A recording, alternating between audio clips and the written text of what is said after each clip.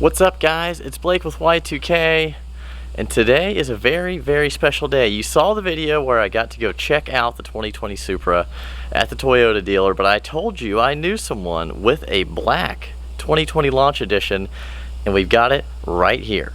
Here it is, guys, the 2020 launch edition Supra. Today we're going to drive this car, and I'm going to give you my personal impressions on the vehicle. I took some really cool shots with the Diablo and the M3, which is closely related with the BMW DNA.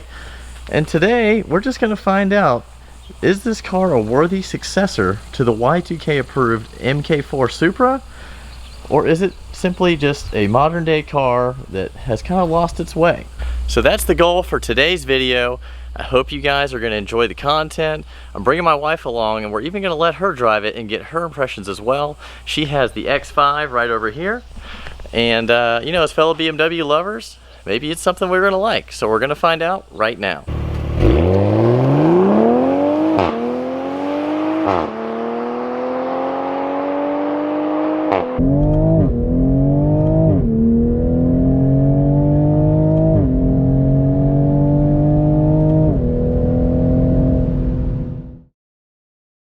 What's up, guys? It's Blake with Y2K. We're in the Supra, and for those of you that are new to the channel, we are all about the flyest cars from the 90s and 2000s. So why are we driving a 2020 Supra? Because one of the most amazing cars ever was the 94 to about 98 Supra in the United States, and that was the MK4 with the 2JZ, and this is the new one. So I had to drive it just to know if it lived up, you know, to the MK4. So we're here in the car. I've got Layla, my beautiful wife, next to me. Hey, guys. And you know, we are BMW people. We have an E92 M3.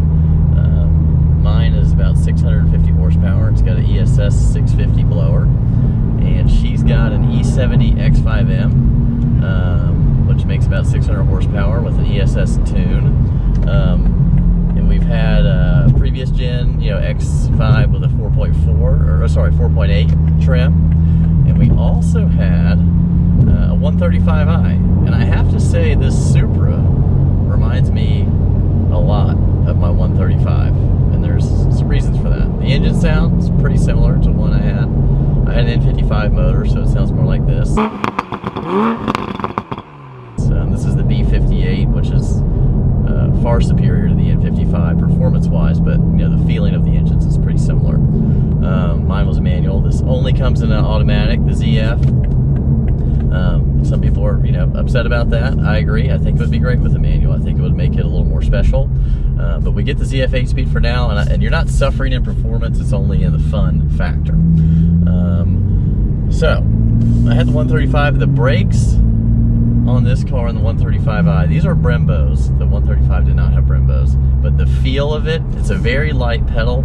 And if you my wife's laughing, if you were to go stop like a normal stop, you'll come up like 10 feet short in this car. Like, it's really sensitive. Very touchy. Yeah, and her X5 is like that, and she's used to it.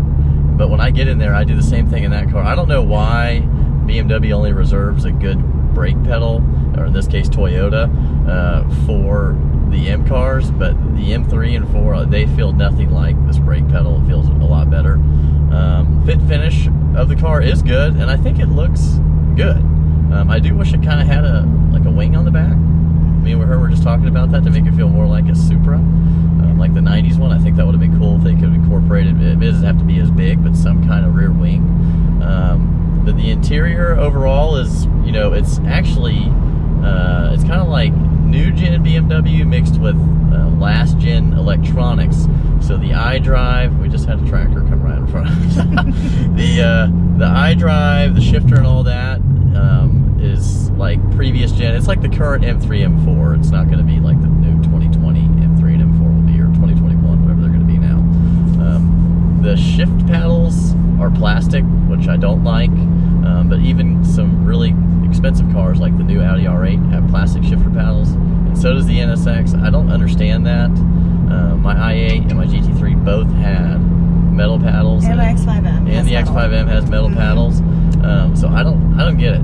I mean, it's not that much more money, put the metal paddles in for a sports car, at least to make it feel a little bit better that you're paddle shifting, not using your hand to do that. In here, the roof line is very low. It kind of feels like a Camaro in here. I've already hit my head twice getting in and out of the car, and it hurts. But I mean, I'm sure I could get used to it if it was my everyday car. The big takeaways I have right now are the steering is a little light. It's good, but it's light. It doesn't have a lot of feel, but it's electric power steering, and that's just the world we live in right now. You know, I think Porsche is probably about the only one who's really kind of dialed that in perfectly.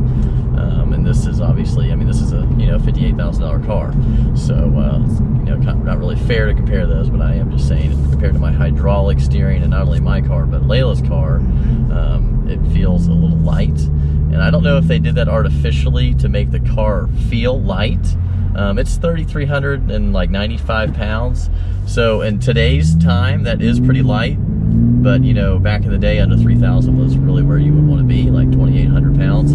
So I think they tried to give it that feeling, and I'm guessing that's why they lined up the steering, because usually BMWs have heavy, you know, steering, and it feels nice and quality and, you know, stable. But the turn-in is really, really fast. This wheelbase is actually, I think they said, it's either the same as the BRZ or a little bit shorter, but it's actually 2 or 3 inches wider. So, you know, if you imagine a BRZ that's just been beefed out on the width, or an 86 in this case, as a Toyota would be, the feel of the instant turn-in is like, I mean, you feel like Layla's in here right now. It's not a lot of movement on the steering wheel to get it to really come into the corner, and it kind of takes you by surprise initially, but I'm sure you would get used to it. So it does feel very nimble, and the car moves around a lot under power. You can feel it kind of squirming around, and that kind of reminds me of the E92 M3.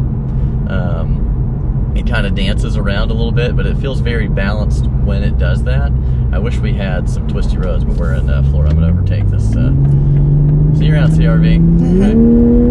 Well. And it's not slow. No. It's not slow. It feels strong. The exhaust in sport mode makes a lot of crackling noises.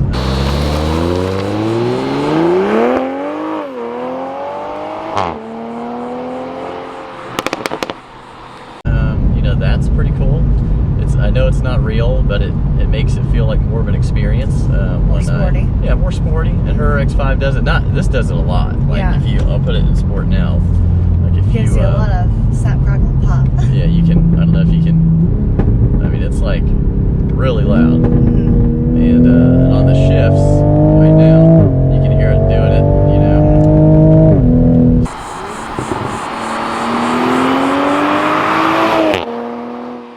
So, I don't have any complaints about the drivetrain or the handling feel or really anything like that. The only thing that I wish Toyota would have tried on was a little bit more, we were just talking about this, was the interior of the car. You know, they gave you a digital display, you know, dash from Toyota. The seats are really comfortable, and they're from Toyota.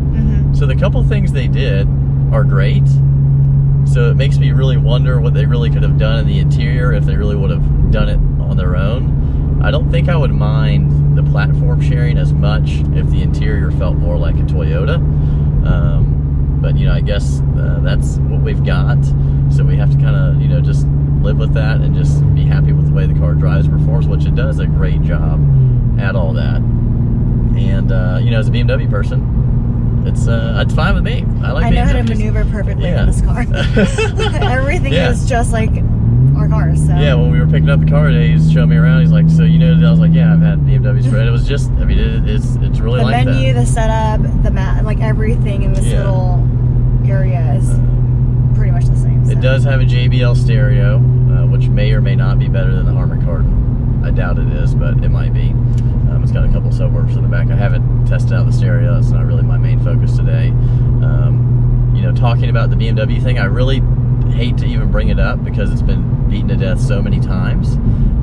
But it's here, and there's no denying that it's been a big chunk of BMW into this car. But I don't really think that's necessarily a bad thing. Like I said, I just wish the interior looked a little bit better, more Toyota. Even if it was maybe a little worse interior, but it was Toyota, I might like it more. That sounds weird, but at least it didn't feel like I was in a Toyota, because it actually smells like a BMW, like a new BMW. Like it actually, no, it smells like the i8. Oh yeah, it's like the crayon. It's like a hospital crown smell, I guess. Crayon smell. It has like that little, yeah. But I will say, like, the fact that they have a phone charger here, I thought that's pretty nifty. Yeah. So, you know, people don't like to have cords all in their car. So Bluetooth and this wireless charger is actually pretty rad, so. Yeah, you just slide it right in. The only issue is once it's in here, you kind of have to fight to get it out. Yeah, because like the shifter is in the way, which is kind of odd. It's kind of like deep in there, but I guess they're trying to, maybe they don't want you to use your phone. Yeah. That's understandable. Yeah, That's understandable. But I think one of the coolest things about this car right now, you know, through the want to go fast side of what we do, is we get to see, you know, all the manufacturers of aftermarket stuff and all the big shops. You know, they'll come out in full force as soon as a new car comes out to an event. So in October, I'm excited to see, hopefully, a couple of these modded. And by then, they're probably already going to have turbo upgrades. You know, Pure Turbo already makes a stage 2 for this B58. And it makes about 630 to the wheels, which is way faster than anything we have in our Y2K approved garage. But right now, let's just tune in a downpipe. As I said in the previous video, it made about 474 to the wheels, and it's already run a 1079 at 128 in the quarter mile, which is extremely fast, and there's no doubt it's going to be in the 9s very, very soon. So I think from a drag racing, you know, competitive standpoint, I think it's a very exciting car from that point of view. If you're just someone who wants to spend 50 or 60 grand on a new car, I think it's a pretty cool car to buy. You know, we were doing a roundabout, some guy gave us a thumbs up. It gets a lot of attention. So overall, I think it's a good car. It definitely drives better than I thought it was going to drive. And I don't really mind the BMW part as much.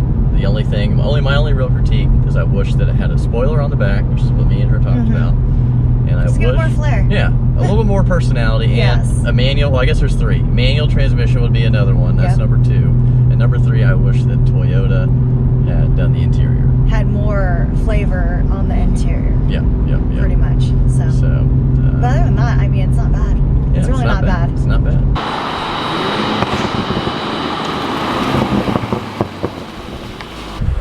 All right, guys. Well, we had an awesome time driving the 2020 Supra. I really don't like to say the word Supra because I told you at the end of the day, I think it is a great car, but I don't think it's a Supra. That's just my opinion. I am a Y2K person, so I might be a little biased because I really love the 90s and 2000s stuff, but I'm super appreciative of the owner letting me drive it today. It was definitely a cool experience. I will say that everyone else in the world that looks at this thing thinks it's a Supra for real, so I do like that about it a lot. I think it's a good looking car. I think it's a great car. So overall, if you are in the market for a $50,000 to $60,000 car, I mean, you know, this and the C8 are kind of the newest things in town, so I would certainly check it out. If you want rear-wheel drive, front engine, traditional sports car, this is a great way to go, and it really sounds awesome with the crackles on the downshifts, and the power, as we all know, can go, you know, very high. So hope you had a good time today. Like, share, subscribe. That really helps us out so we can do more content for you guys. We'll see you next video.